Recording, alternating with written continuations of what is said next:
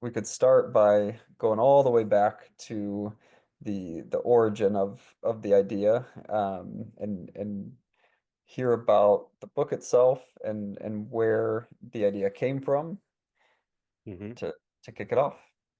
Yeah. Yeah. Should I just jump right in? Why not? All right, sounds good. So the concept or even the specific phrase of these are the good old days has been something that's been in my mind to varying degrees of concreteness for at least 10 years. Just kind of it's nice to appreciate the moment while you're in it rather than only looking back in hindsight or retrospect and kind of longing for this time that already has passed. You're like, damn, I didn't even appreciate it when I had it.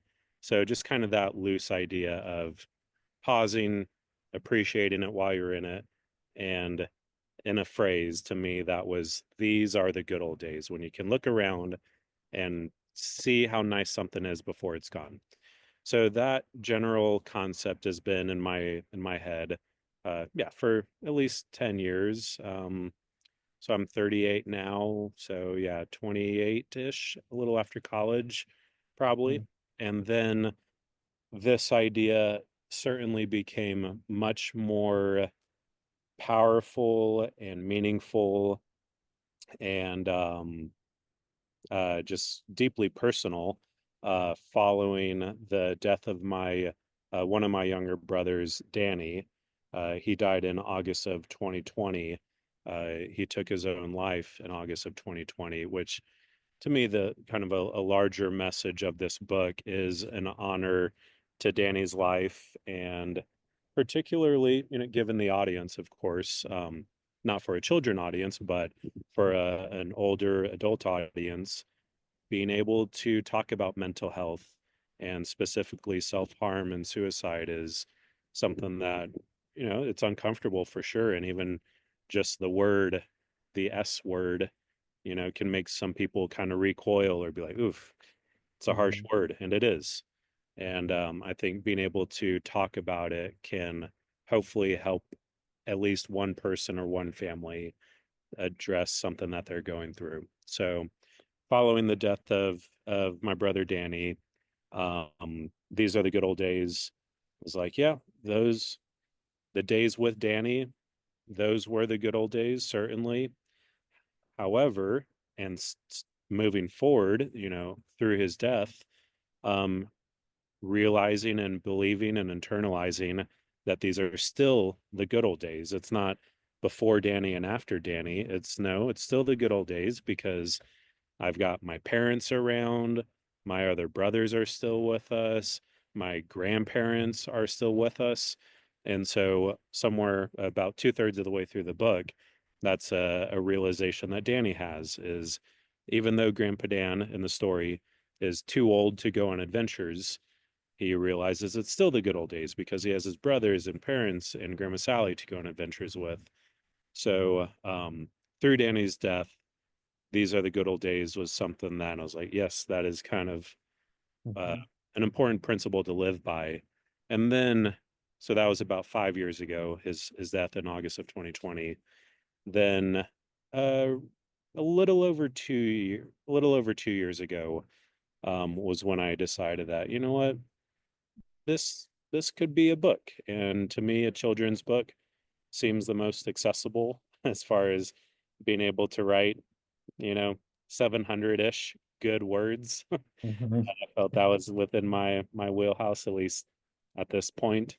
Um, so that's when I started really thinking about, all right, what if this were a story for children and how to translate that message for kids, and then started writing it in August of 2023 was when I created the Google Doc.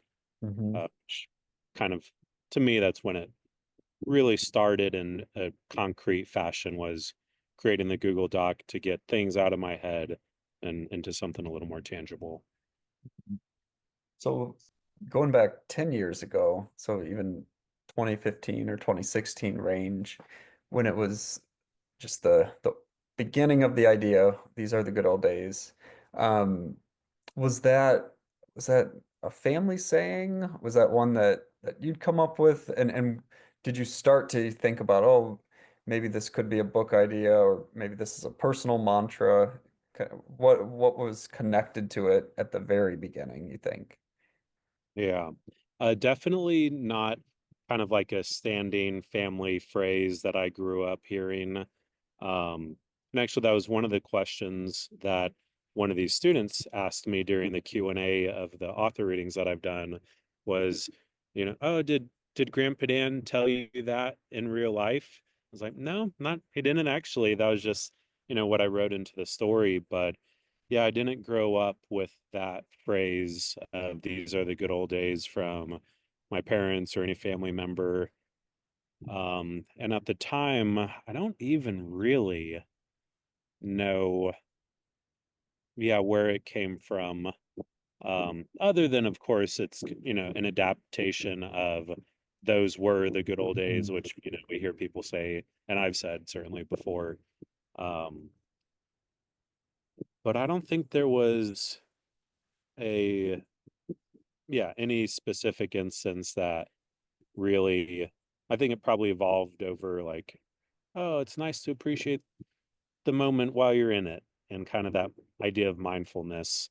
But yeah, was definitely not any idea of making it into a children's book 10 years ago. Um, the children's book part probably just, yeah, maybe a little over 2 years ago. And then I started on it pretty Mhm. shortly after. Like, there's probably a window of maybe 3 to 4 months where the children's book idea was bouncing around in my head before starting a Google Doc and started writing it. So with the Google Doc, how did you go about starting the book? Were you outlining it, or did you just have a scene in mind? Where do you remember how it began? Yeah, and actually, let me see if uh I've been wanting to do this, so maybe we'll just both do it real quickly, which is looking at the initial Google Doc. Oh So, yeah. so you can see the details created August 13th, Hmm. 23, which was actually I was just kind of putting this timeline together a little bit more last week or very recently. Um, Danny passed away on August 14th, 2020. Wow. Okay. So I was certainly Huh. in the mindset of, oh, this Yeah. thinking ahead tomorrow, the day being August 13th. So tomorrow, August 14th of 2023, will be 3 years since Danny's death. And by this point, the idea for the book had been kind of in my head for several months. And I was like, you know what? As a tribute, as an honor to Danny's Hmm. life, I should get this started. So yeah, the Google Doc started the day before the 3 year anniversary of his death. And then kind of how the Google Doc started to take shape, we can look back in time at different versions Oh wow. of the doc. And as long as I don't click like accept changes to revert to the history. Um, all right, so we're looking at August 13th, wherein it was blank.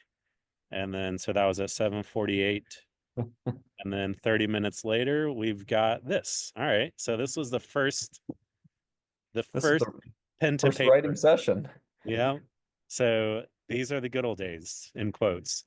Is what the little boy heard from his grandpa. Oh, yeah, I remember that. So when I started the concept, it was just the little boy and his grandpa.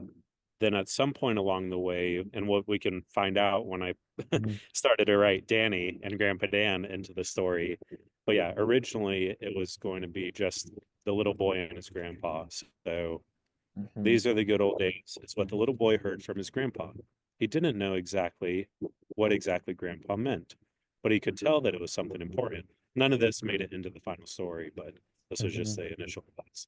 They were having a family dinner by the grandparents' pool. Everyone was there. The little boy was 7 at the time. His 4 brothers were there, his parents.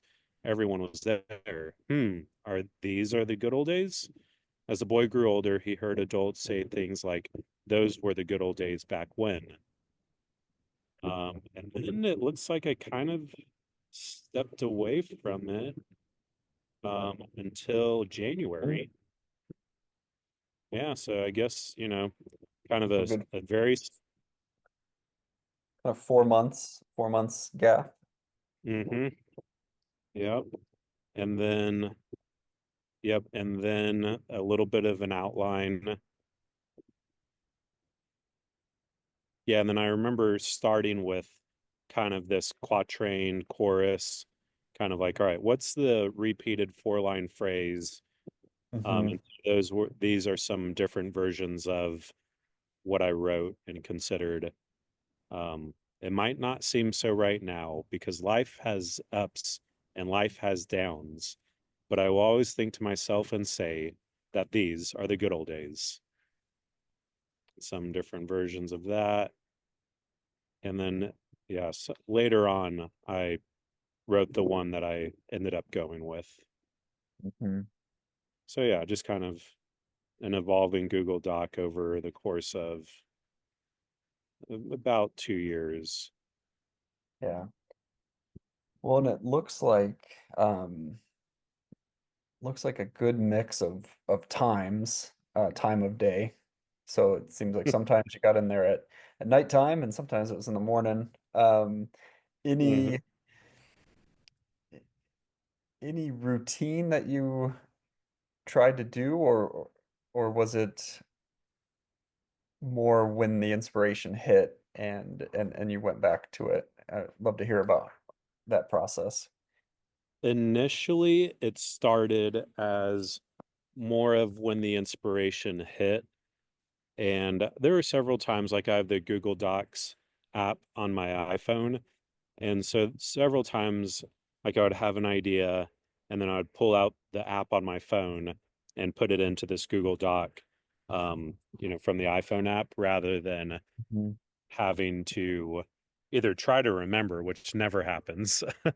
You're like, oh, I'm going to remember that when I'm back in front of my computer. Yeah, Never that happens. yeah. Um, and so most of the time at the beginning, it was more of I grabbed my computer, or maybe I was, even already in front of my computer and I would have an idea about the book. But Hmm. then probably after, I would say I did mostly that type of approach when writing it. But then when I started to take it after the writing and started to prepare this Illustrator notes Hmm. document, which is what I shared with the illustrator to basically take all of what is in my head and put it into the head of the illustrator so we're on the same page. At this Hmm. point, I felt like I had to be a little bit more like, all right, I need to set aside time Saturday mornings and write down every page of like Hmm. what I have in mind and specifically spelling it out. And at this point, I was like, all right, I can't just wait for the inspiration to hit. I have to be a little bit more structured or regimented about it. All right, this part's Hmm. really But when interesting you've because been a lot sharing of the news now with people that soon-to-be you've written a book, authors, or a people that have lot of written a times children's book, reactions that that it people get, stays in sometimes people are a like, "Oh, I Google had no Doc like idea that this you were for a writing long a time. book. I had no One of the idea spots that they get you hung you up were on a creative is finding writer." an illustrator. A lot of times Because people will say like, chances "Oh, are you know what? I've been they thinking aren't about also an writing a illustrator, book," and and then they don't share they don't the know book idea that they how have. to find Have one you had or even how to conversations like direct that that? process. Um, So what and you were scrolling through it a any little bit. What any types of conversations like that and things any advice that were you you've given including to those people Yeah. to give the illustrator Something some that ideas of where to someone take told me the that style of I the book. loved, and I was like, you know what, you're right. And that was So I would so I have say another friend, one benefit going into she is this like whole I project don't know and if you can book hear the music as in a the first-time background, but author. No, I I'll can. is that No, my okay. my day job is All marketing. right.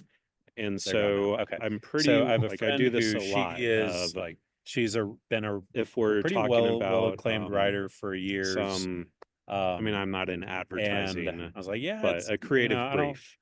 I'm not I a will writer, work on but creative I briefs put pretty together a frequently for children's my book. work. And And she was really like, that so wait, is all you getting you what's in wrote it my though, head right?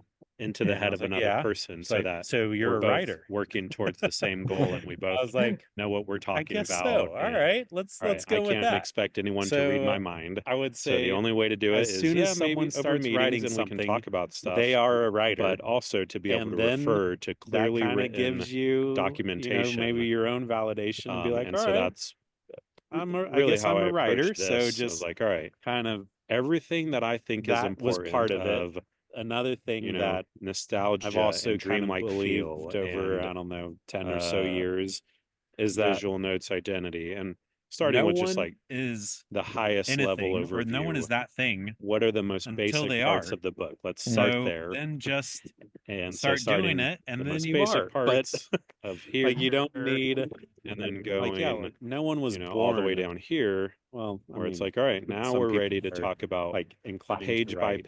But like page. no Yeah. one born What a is this going writer. to No look one is like?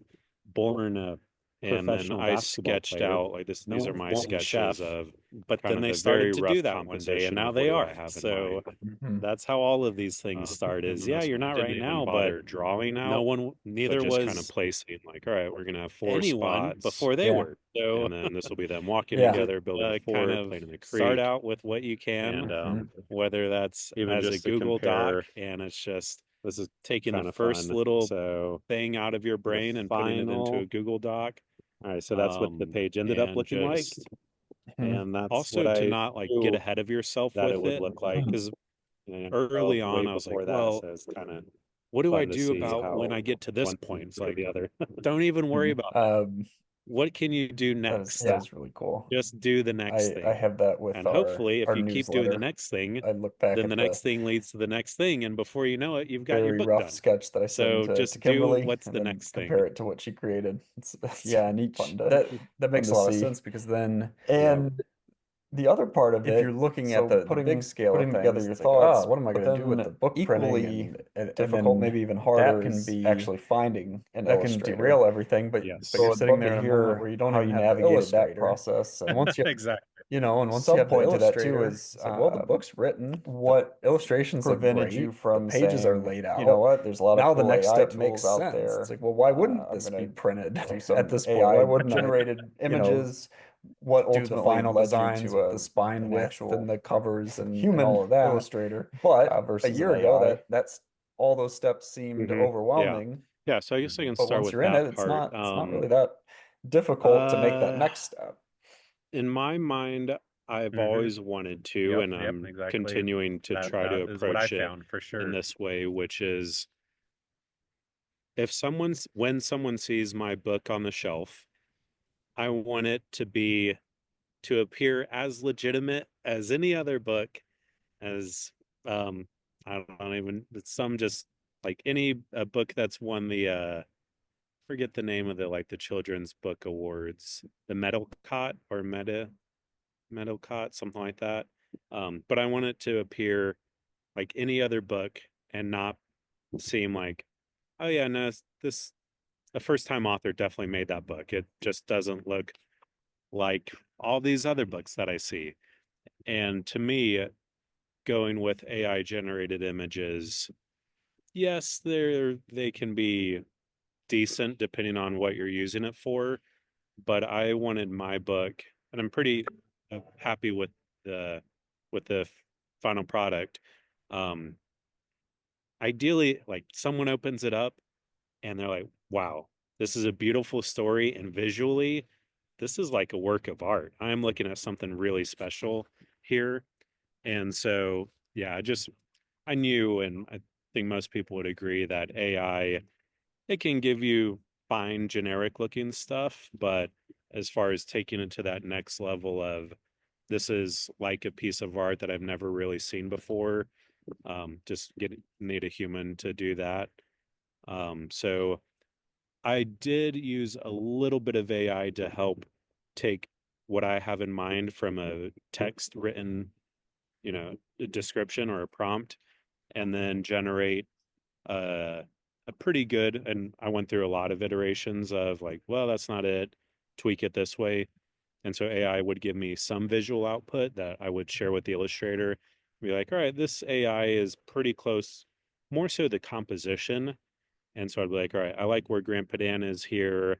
I like kind of the depth of field. Like you feel like you're 10 feet away from the table at the pool rather than 50 feet away and looking at it from further back. So kind of those parts of composition and perspective uh, was useful to show the illustrator like, all right, this is what I have in mind, but make it your own using the style that you do and kind of the reason why we're working together. Then I started, so after I decided, like, all right, AI can do some stuff, but I definitely don't want these to be AI generated images. Yeah. Then started looking for illustrators, um, kind of in a number of ways. Definitely used Instagram, Mm. like looking for just in the Instagram search bar, Austin Illustrator or Austin Oh, Watercolor cool. or Texas Illustrator, Texas Watercolor, Austin Artist, these all these kinds of things, and can find quite a bit. So I reached out to, and actually I started to share my screen here. I try to be as methodical with this book project as I am with my own job. And Hmm. so, like, Hmm. for work, I make trackers all the time for everything. So I was like, well, I should probably just make a tracker for my Illustrator search. So that's where I've got these names, 16 of them, or 15, the first two rows are not names. But then I definitely contacted some more because the illustrator that I actually did end up going with isn't on this list. So I know that there are more illustrators that I contacted than just these 15. But yeah, some of them from Instagram, some of them once I was on Instagram, I would find in their bio that, oh, they're part of an artist collective in Austin.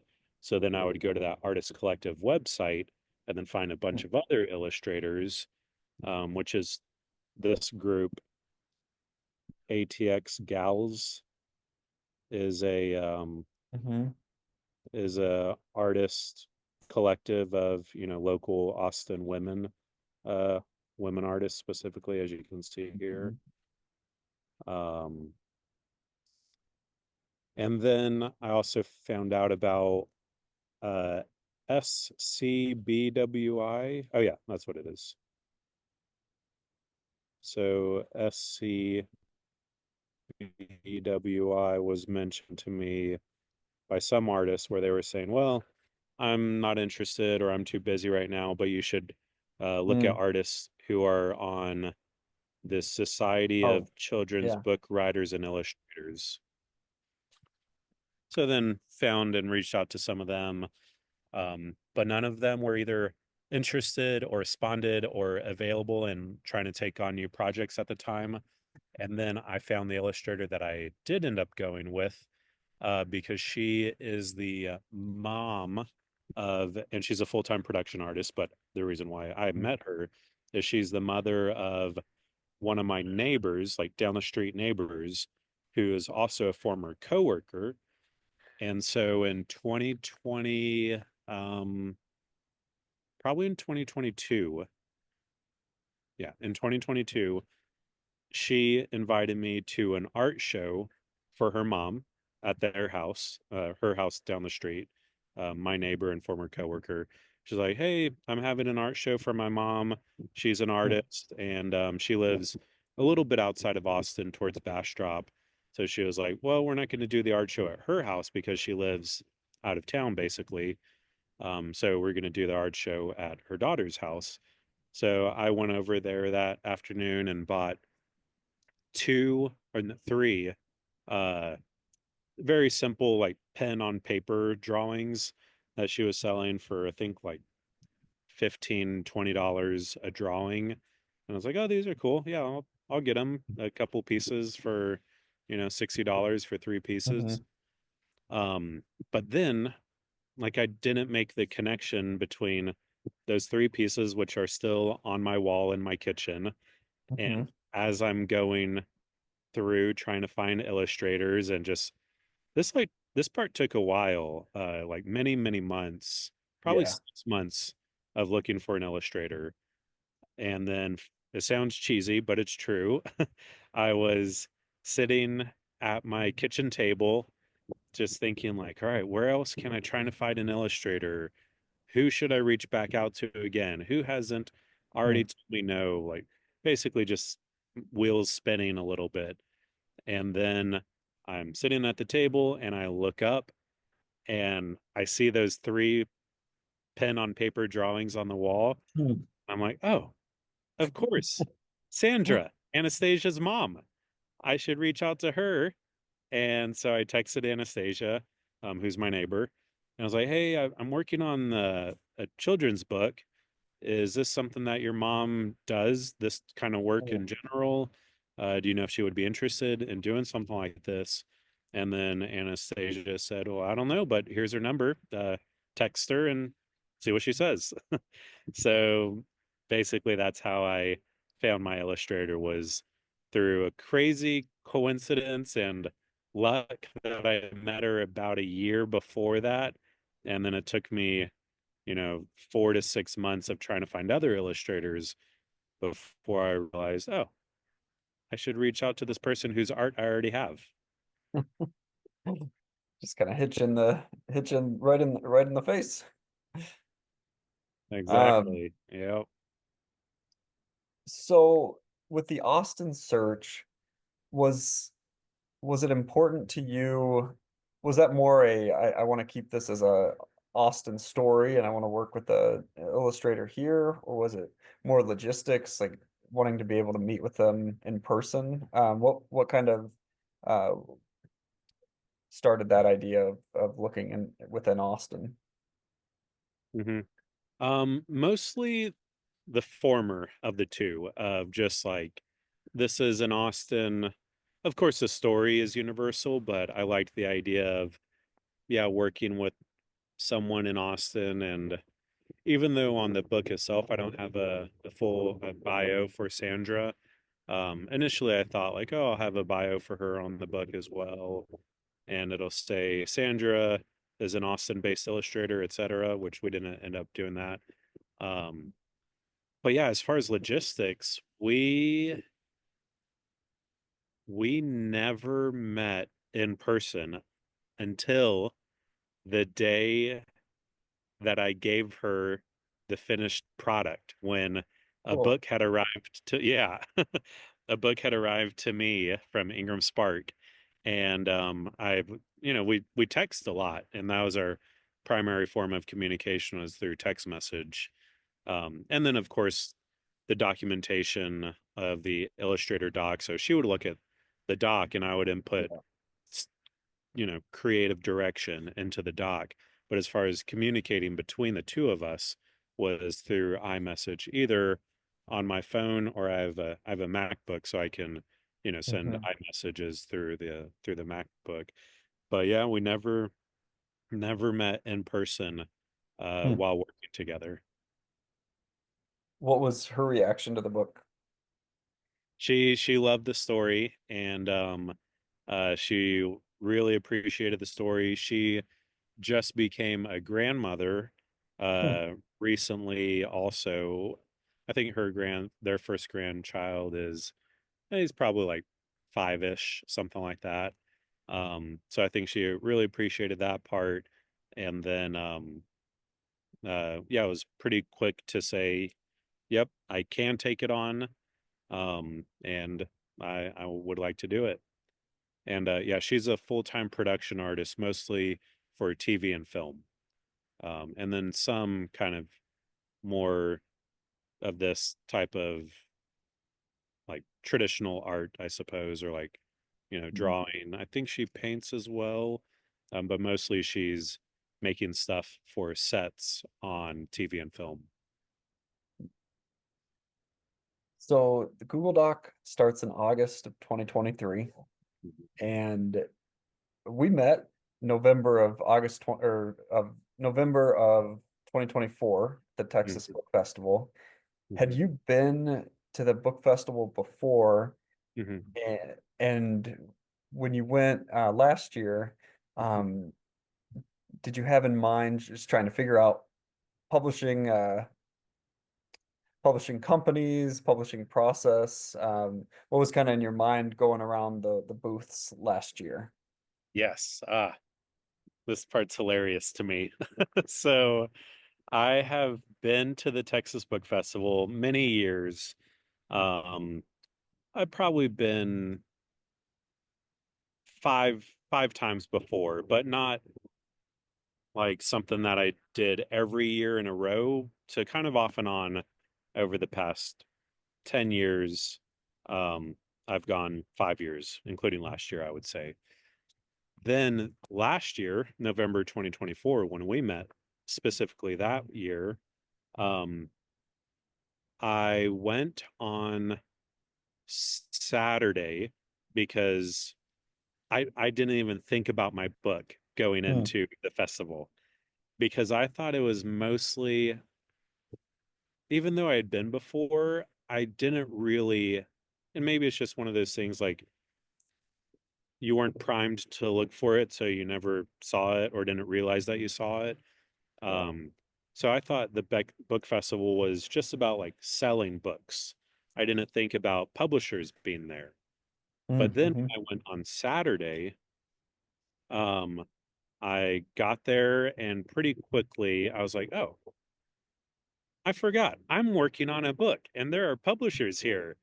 I should come back to so that was Saturday and I kind of walked around and I think I met you on Saturday because then the next day, so then I went home and I was like, I need to take this Texas Book Festival thing a little more seriously and see what I can make happen for my book out of the book festival. So when I got there Saturday, didn't think about my book at all, then quickly realized that, oh, this is a good opportunity for me to see what I can do about my book at this thing.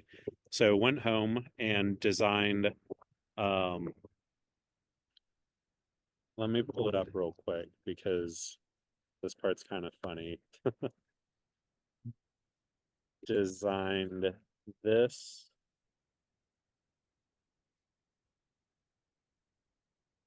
little flyer.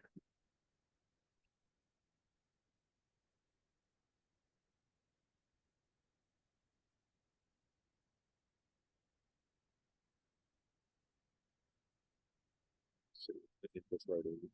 There we go. All right. Designed.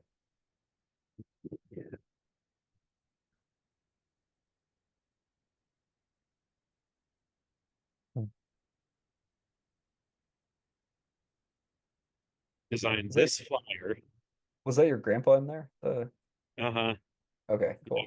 So this was the day that I gave him the book for his 94th birthday, Jeez, that's April awesome. 20, yeah, April 27th of this year, which was the release date for the book. That's great. And so on Sunday, when I came back to the book festival and was like, all right, I gotta see what I can do about my book. Um, so Saturday night, I designed this little flyer and printed it out on my computer at home and took it to the festival the next day. And I handed this out to you Yep. to kind of give people something to keep behind and just let them know, like, all right, maybe this guy is somewhat serious. He at least printed Mm-hmm. something out on a piece of paper, so it's more than just more than words that are coming out of his mouth. And then also to just kind of, like we can see here, manuscript is fully written, copyright registered and ISBN obtained, and then looking for an illustrator, watercolor, digital, interested in it and talking with printers and publishers. So kind of walked around with that, and that's when I met you. So then from the book festival to the publication went by really fast because it was November, then you got, Christmas and end of year stuff. You still hadn't found an illustrator at that point. Yeah. Um, so really in the course of 4 or 5 months, right, you put the whole book together, and once it was complete, what were the next steps for you of how to actually get this across the finish line and printed? hmm So I'm actually kind of curious on this part. Like, all right, so I started the Illustrator Notes doc in June of 2024. So I was kind of, Oh, yeah, I was, even though I hadn't started reaching out to illustrators in June, I knew that that was the next step after I'd finished writing it, or even like gotten close to completely finished writing it. Um, so June started the Illustrator Notes document, and then I started the Illustrator tracking doc in August. But yeah, to your point, when I did this, I hadn't found, like, I was reaching out to a bunch of illustrators, but I hadn't found anyone. So yeah, that's why I was mhm. saying looking for an illustrator. But I Yeah. really do think like a week after the Texas Book Festival, I contacted Sandra Mhm. and we decided to work together. So even though I didn't have an illustrator locked down at the book festival, it had started, the search had been well under Yeah. progress since like June to August or so. And then I did find Sandra and we agreed to work together really quickly after the book festival. And really, the book festival for sure kicked this whole thing into like second gear. Was like, all right, I met a publisher who we might work together, being you, Chris. Mhm. Mhm. And then I just also kind of caught some of the enthusiasm of like, yeah, that would be really cool to have a book at the book festival in November of 2025, and kind of gave me a, shot in the arm Yeah. to really run with it. And then luckily did find Sandra shortly after the book festival. You'll have to get a photo of the book, the same spot as the note card. Uh-huh. Yeah. So when you were weighing publishing options, you had a self-publishing route, you had Long Overdue helping out. You could also still send it out to agents. What was going through your mind and into those decisions, and what were you weighing as you picked a publisher? hmm When I started, I would say was fully comfortable with and excited with the idea of going like fully self-published. I was like, it'll be completely up to me. I Even though I don't know how to do it right now, I'm pretty sure I can figure out how to do it. Yep. And so I was like, I can figure it out. I like the idea of having complete autonomy over me driving this project forward. So that was probably the biggest decision making between going like this mostly self-published route or trying to find an agent and shop it around to, well, first get someone to be an agent for the book, and then however long of a process it takes for an agent to try to get a book in front of like the big four or something like that. Yeah. Like, I don't I don't want this to just like drag on. Like, I want this book to get out into the world. I fully believe in the quality of the book. If something big happens with it later, that's great. It's a great product that I think does have potential for it. Um, and so to me, the best thing was to not not present myself with these roadblocks that think would just slow it down. And even just being, first time author, I'm like, no one's probably gonna no one's gonna be my agent Yeah. regardless. Like, they don't know anything about me. So I was Yeah. like, I kind of didn't even see that as too much of a legitimate or a viable option. So then I was like, well, that's fine. I'm just gonna Yeah. do it. And then if I can meet a publisher along the way where I feel like we are kind of on the same page about how we could work together and do they like are they making the kind of books where my book would feel cohesive with the other stuff that they're putting out there rather than like, oh yeah, no, they make all like sci-fi graphic Mhm. novels. But then they out of nowhere they took on this children's book. Like, all right, that would be kind of weird. Yeah. So I definitely knew that that was part of it. And then when I got to talk with you Saturday and Sunday of the book festival, and told you about the book, and you talked about here or there, and just kind of the similar type of principles or concepts within the books, I was like, oh, maybe Chris would be interested in working on this together and figure out exactly how we can do that. um, so yeah, then when I got to meet and talk with you and learn about Long Overdue and the types of books that you've created, both like conceptually, whether it's here or there, or the other children's books that y'all have published, felt like it was a good fit. And then being able to talk with you, follow up after the festival, I was like, all right, yeah, this still feels good. So let's keep going with it. Yeah. And yeah, your situation is interesting because of the marketing background that you have. And some authors, they're like, I want to finish this book and I don't know what to do. I don't know what to do, and I don't even want to dive into that world because it's just such a strange world of marketing and figuring out what to do. I think your situation is kind of cool because you can bring some of the marketing skills that you have and the processes that you've done in other areas and bring it over to the book.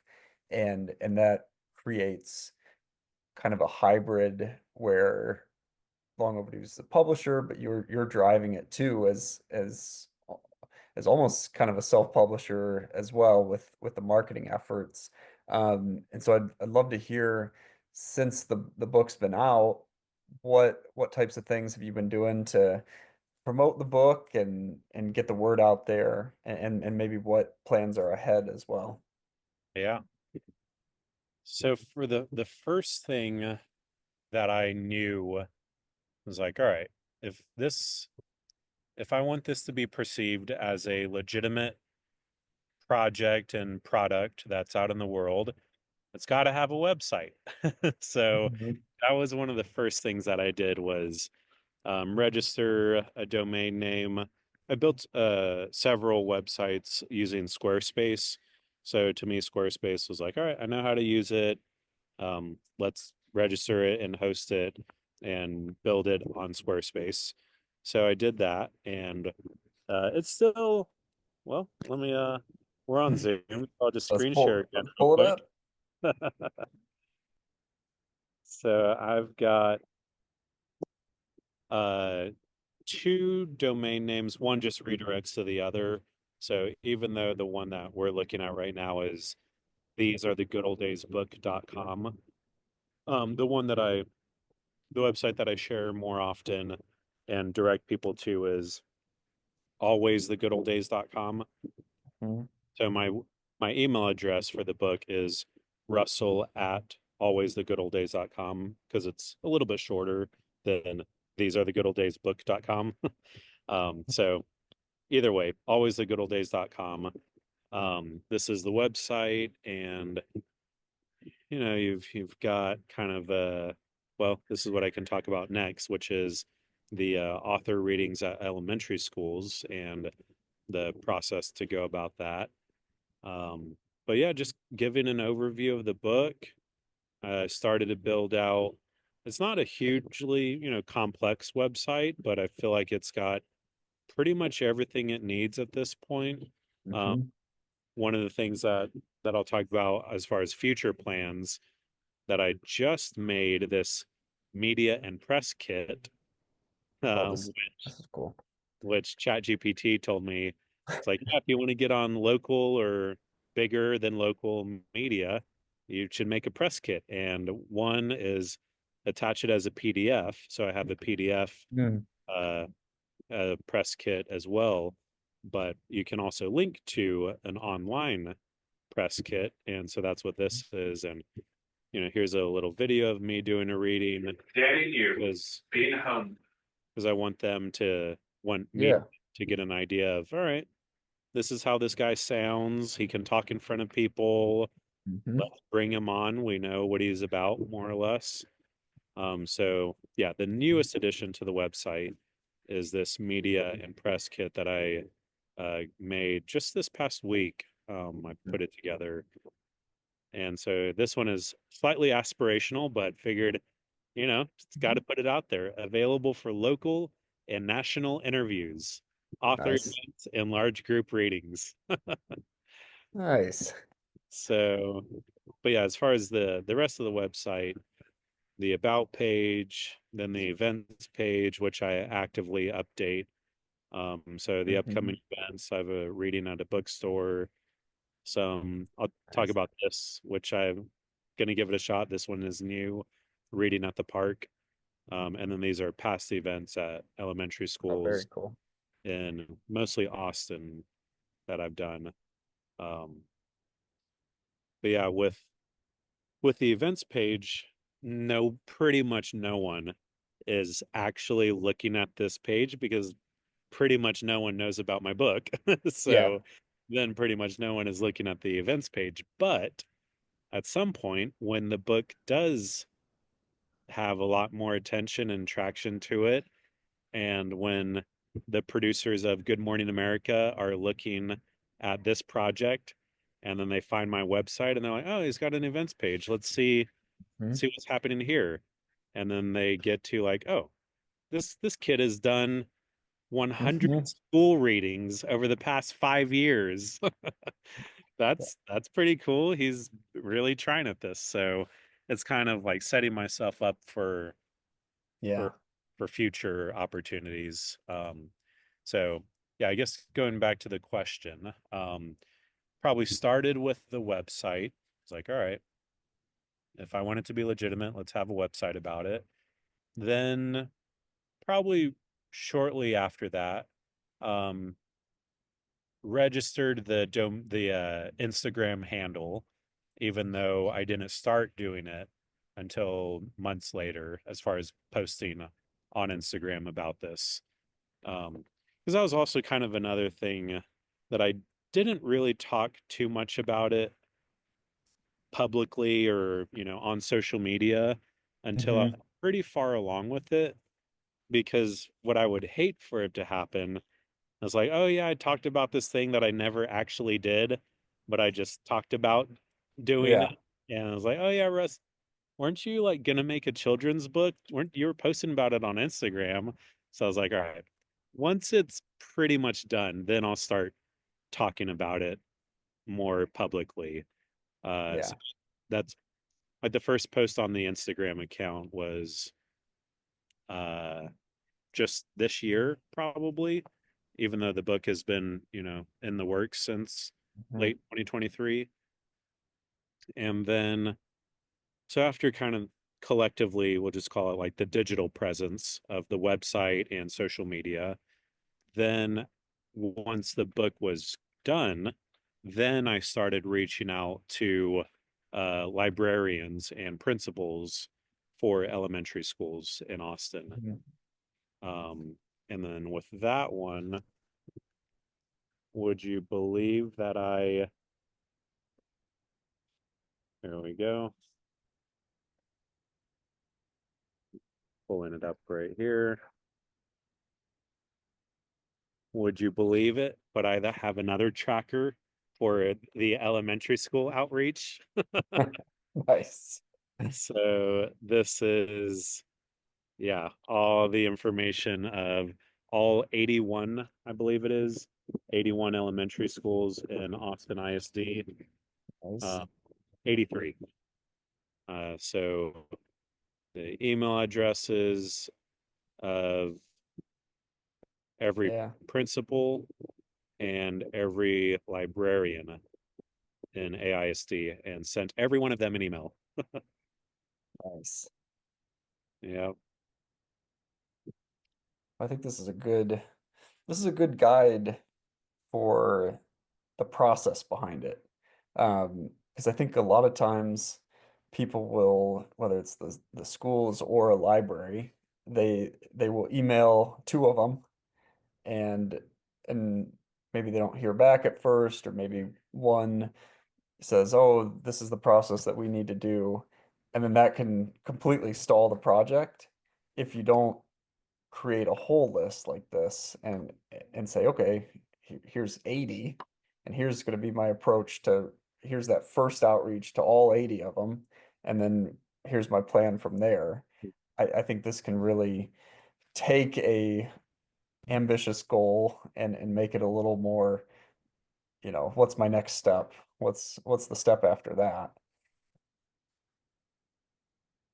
Hmm. Yep. And even to really help make this a guide, let me show you another trick that I've used previously. And so I used it. Oh yeah, so this is the Oh, PDF nice. of the media kit that I would attach to an email for local media. But uh,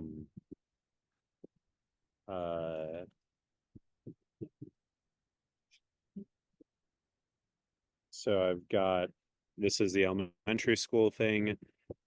Then to blast out 81 emails, I Mm-hmm. used merge, the mail merge tool, which basically I'll show you. Mm-hmm. Um, so you've got